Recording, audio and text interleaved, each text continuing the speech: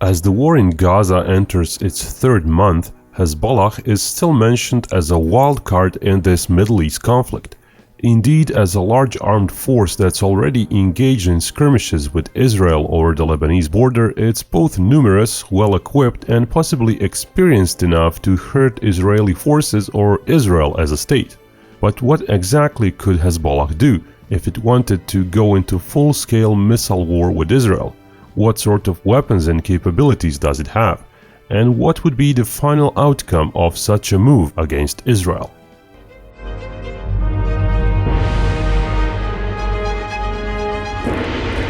On to our video. Hezbollah has up to 50 or so thousand troops, according to the Israeli military. Hezbollah's leader Nasrallah said it has 100,000, but that very likely includes a reservist pool. Hezbollah isn't really equipped as a regular army. Great majority of its force is light infantry, trained to engage enemy troops in urban and rough surroundings, and to engage enemy vehicles with portable weapons such as RPGs and anti-tank guided missiles. Hezbollah has no tanks of its own, even though at times its forces did capture and operate a few tanks in Syria. Hezbollah also does not have a meaningful number of tube artillery systems, other than mortars. Tanks and tube artillery would be far too vulnerable to Israeli reconnaissance assets and its air power. Plus, tanks and artillery are extremely support-heavy. But besides the infantry formations, Hezbollah is also very big on rockets and missiles. Those have either fairly long range, so they don't have to be close to Israel's border, though such missiles aren't numerous. Or if they're of shorter range, they're small and can be launched from lighter and more mobile vehicles, even from simple tripods, which again makes them a bit more survivable. Indeed, Hezbollah is often showing off its troops on ATVs, pickup trucks and other light vehicles, often with just several rockets and sometimes even mating a single rocket to them. That's quite inefficient when it comes to personnel usage and damage caused to the opponent, but it keeps Hezbollah personnel and the vehicles somewhat safe, as such vehicles are more mobile and easier to hide. How many rockets and missiles of which kind does Hezbollah have is not known. Various entities make various estimates. Back in the mid-2010s, Israeli intelligence first said the count went over 100,000 rockets and missiles. Years later, the count was often cited in the media to be 150,000. In 2023, even 200,000 is sometimes mentioned as the upper bracket. It's quite plausible that the real figure simply got inflated over the years for shock value, regurgitated by the media. Whatever the count, one has to keep in mind that most of the arsenal are unguided rockets. Many are crude designs with a reach of maybe 10 miles or so. As a wild upper-range estimate, Israeli Institute for Security Studies, a think tank affiliated with Tel Aviv University led by retired IDF officers, estimated 40,000 were rockets similar to Russian Grad, or smaller. 80,000 were medium-range rockets of Iranian origin, and 30,000 were fairly long-range Iranian designs. But that estimate doesn't really mesh well with the operational realities of using big rockets. Fajr 3 is a common rocket in Hezbollah's arsenal. It has a range of 40 kilometers, putting it in the Russian Grad category range-wise. But at 400 kilos per rocket, it's not lightweight. It can be easily manipulated and reloaded. Fajr 5 is even bigger and heavier. Shaheen 1 is again almost 400 kilos in weight.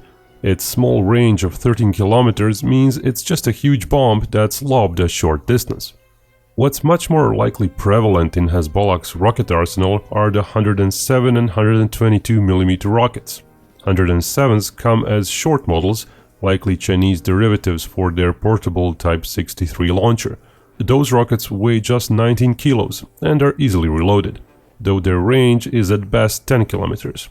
Longer 107 and 122 mm rockets are of Chinese or Russian design, weighing between 45 to 70 kilos, which is still light enough that Hezbollah can reload launchers in the field without cranes.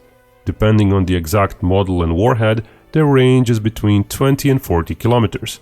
All those light rockets are likely to be the most prevalent in Hezbollah, plausibly making up over half of its rocket arsenal. Israeli Alma Research Center, also staffed by ex-IDF officers, including intelligence officers, published in 2021 a different view. They said Hezbollah had 65,000 rockets and missiles with a range of up to 200 kilometers, and 5,000 more missiles with a range of 200 or more kilometers. If true, that would suggest that the short-range rockets of say 45 kilometers or less likely number at a few tens of thousands. But that's a lower-end estimate, with several more sources being in between the Israeli Institute for Security Studies and Alma Research Center estimates.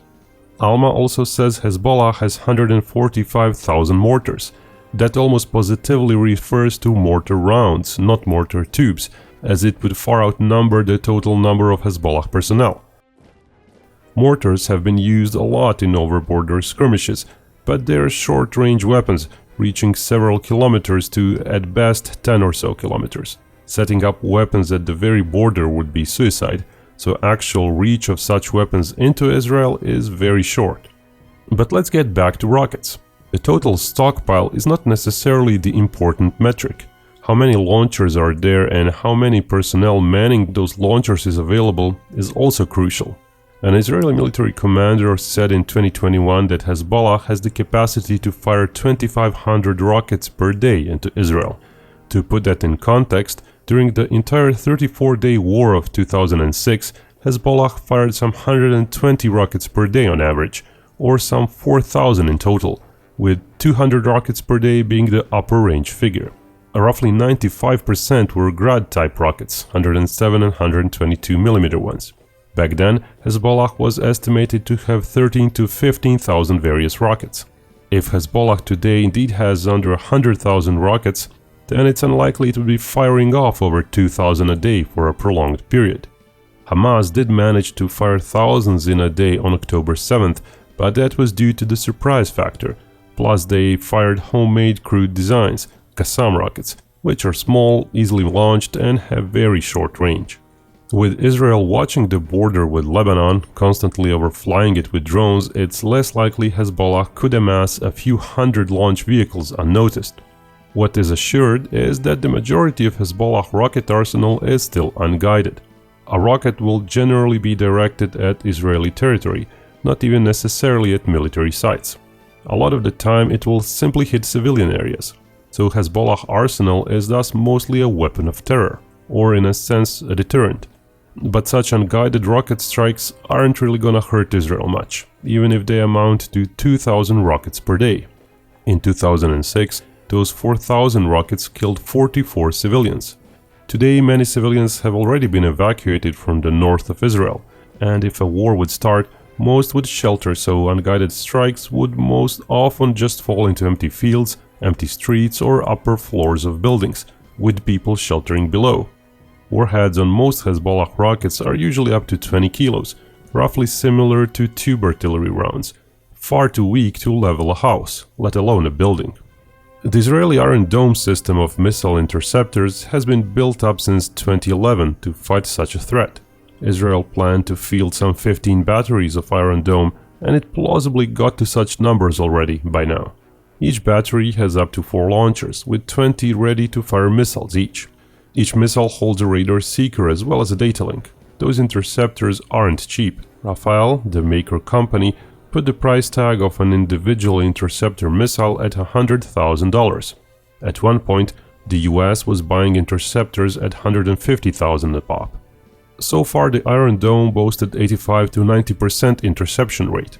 But keep in mind that often refers to fire against rockets deemed to be dangerous, ignoring rockets whose trajectory will lead them to unpopulated areas. Furthermore, those percentages refer to fairly low-intensity attacks over the years, since 2011 when Iron Dome became active. The only big attack the Iron Dome endured was on October 7th against Hamas, when Hamas launched several thousand dirt-cheap rockets within a day. A good deal of those missiles did go through. Elta, the radar manufacturer, said the radar that's usually connotated with the Iron Dome can track 200 weapon-sized targets per minute. Given the short time flight of the interceptor missile, it's thus plausible the limit is not the radar data link channels, but the 80 or fewer missiles ready to be fired in a battery. Iron Dome lacks range to cover most of Israel, of course, so there would still be areas, mostly civilian ones, which would get hit. While in October Israel had to split its Iron Domes between Gaza and Lebanon, and now that Hamas is in defensive mode in Gaza, it's plausible most Iron Domes have been shifted to the north. But even if a dozen batteries are active there, those could still intercept maybe 1,000 rockets fired in a coordinated attack. As we said, Hezbollah coordinating a massive attack now, when Israel is on high alert against it, is gonna be hard. With many rockets being imprecise and not even engaged, it's plausible Israel could actually intercept more than half missiles fired. What's less known is how many interceptors Israel has stockpiled for the Iron Dome. If it's just 10 loadouts worth, for example, that's not gonna be enough in the long run. But as said, most Hezbollah rockets are imprecise. Some civilians have been evacuated, and thus said rockets are not a big threat. Potentially more dangerous to the Israeli military and Israeli economy are larger missiles that Hezbollah has. There are several types used, all sourced from Iran. The more prominent ones are the Zelzal family of missiles and the Fateh 110.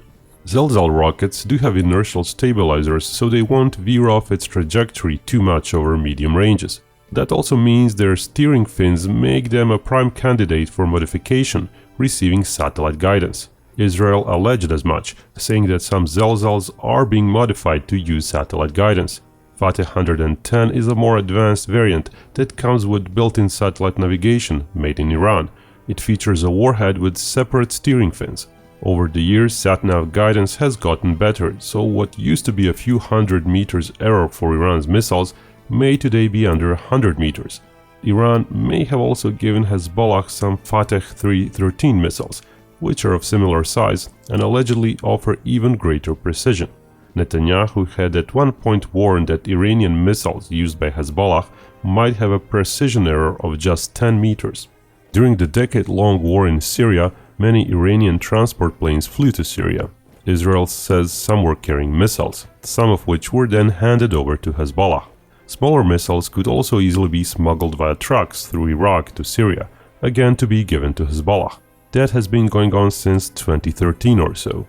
Hezbollah also allegedly got better at assembling rockets, so it needed only certain sections from Iran to complete the unguided rockets, especially since 2016, when Israel upped its attacks on possible arms transfers in Syria. All that being said, such precision missiles are likely not plentiful. Israeli Alma Research Center said in 2022 that Hezbollah had dozens to 100 Fateh 110 missiles. Even if that grew to several times the figure, it's still not necessarily a super weapon for Hezbollah. Such missiles weigh 3 tons and are deployed by Hezbollah on trucks, with 1 missile per truck. Hezbollah is unlikely to operate as many launcher trucks as it has missiles.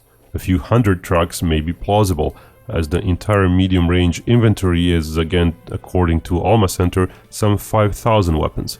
But other sources put Zelzals at 14,000 rockets. That might mean there are over 1,000 launcher trucks. Zelzals are still generally unguided rockets, but of the same weight class as Fateh 110.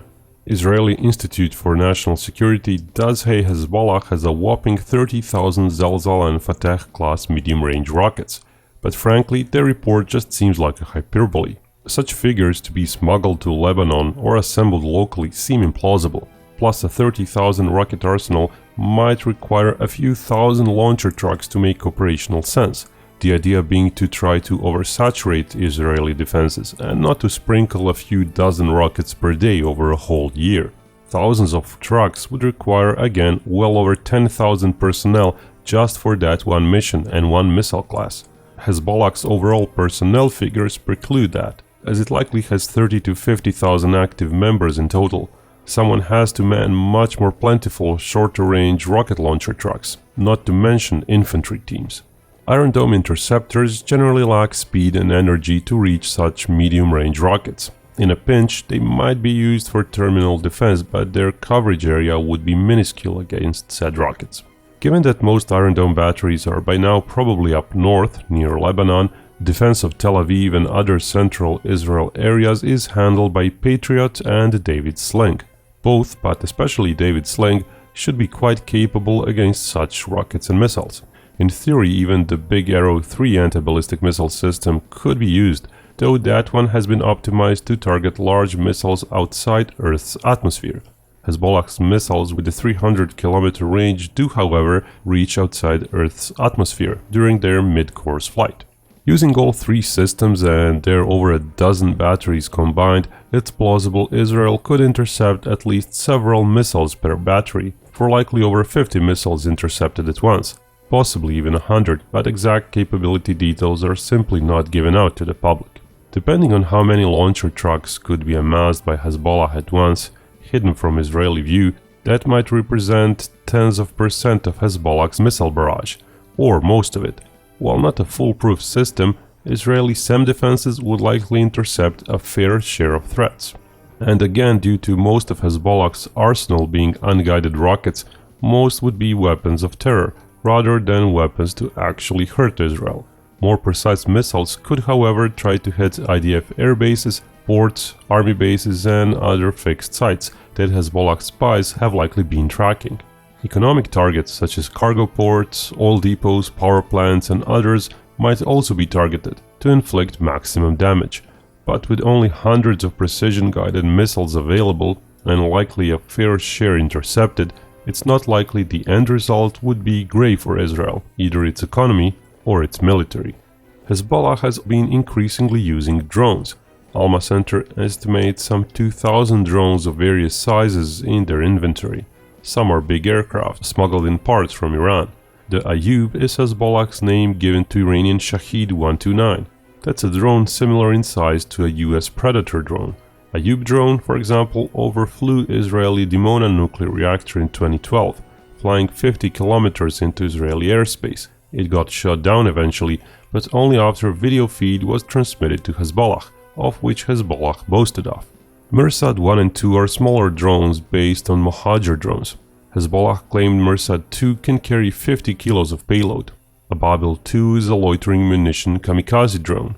Allegedly, Hezbollah also has the larger Marab kamikaze drone of even longer range. There are likely many more commercial-grade quadcopter drones capable of carrying a mortar round or an anti-armor warhead, used as kamikaze drones. Those would all be used as essentially slow, prop-driven cruise missiles. As we saw in Ukraine, such weapons can also be dangerous, though they're also trackable and if spotted on time, can be downed with fairly simple machine guns. Hezbollah is a dangerous enemy indeed, but its main strength is not actually missiles. It is infantry. Yet attacking Israel with troops would not play into Hezbollah's hand. It would be a massacre. Hezbollah has proven it can cause quite a headache defensively if Israel goes into Lebanon. Defense, that's where Hezbollah infantry shines, taking advantage of familiar and rugged terrain and combat experience in Syria. But there is little political willpower in Hezbollah to broaden the conflict. Even the big speech by Hezbollah leader Nasrallah did not amount to much. Vague warnings to Israel, but that's it. Some 100 or so Hezbollah troops were killed so far in 2 months of low-intensity conflict up north. That's Hezbollah's claim.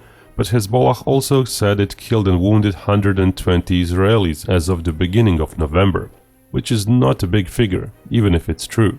Israel said it lost 9 troops in the first 10 days of combat up north. So it's all low intensity so far. Hezbollah likely knows sending its troops into Israel would not do much. Numbers and heavy support equipment are just not on its side there. Tens of thousands of light infantry can't do much against a more numerous, heavily fortified and well-supported enemy. So rockets and missiles and drones is all Hezbollah has, as long as Israel doesn't go into Lebanon. Rocket attacks are an option to be sure, but not a very strong card. By playing it out of the blue, Hezbollah would lose a lot, and would gain little. It certainly would not impact Israeli ops in Gaza meaningfully, so Hezbollah is for the time being staying put. And remember, Binkov may talk about war, but only real peace can bring us all together.